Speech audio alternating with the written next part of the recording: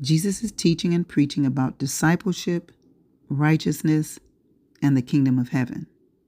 This is on the Sermon on the Mount.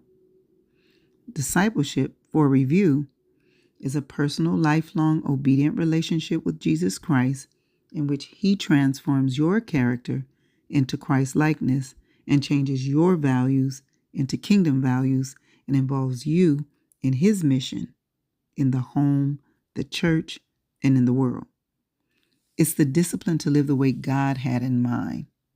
So I'm looking at Matthew 7:13 through 14.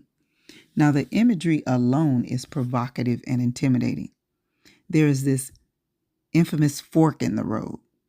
The majority go down the broad path through this big gate. Just imagine like the 405 during rush hour.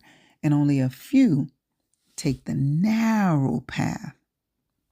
For followers, the choice is easy. Go where everybody else is going. Do what everybody else is doing. Get in where you fit in. Why would anyone want to go down a narrow path? Doesn't sound appealing or inviting and looks scarce and lonely.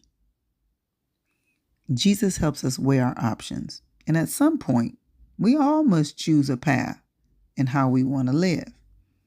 Instinctively, we follow the crowd, what's popping and popular, whatever the culture dictates. The gag is the broader path leads to destruction.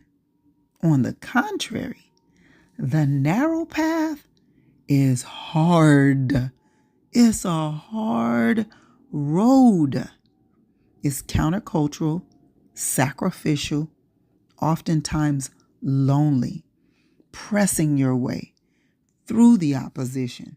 But the reassurance is to spend eternity with God in heaven. Just think, the path to heaven is narrow and scarce, and it's bumper to bumper traffic during rush hour headed to hell. Whew. The broad path is packed with sinners and backsliders, all inclusive. I've traveled both, and in my opinion, the broad path is a deceptive trap. Because it's popping and popular, it's easy to deceive yourself into believing it's the best path. It's the path to success. It's the path that all the influencers take. It's the path to the bag.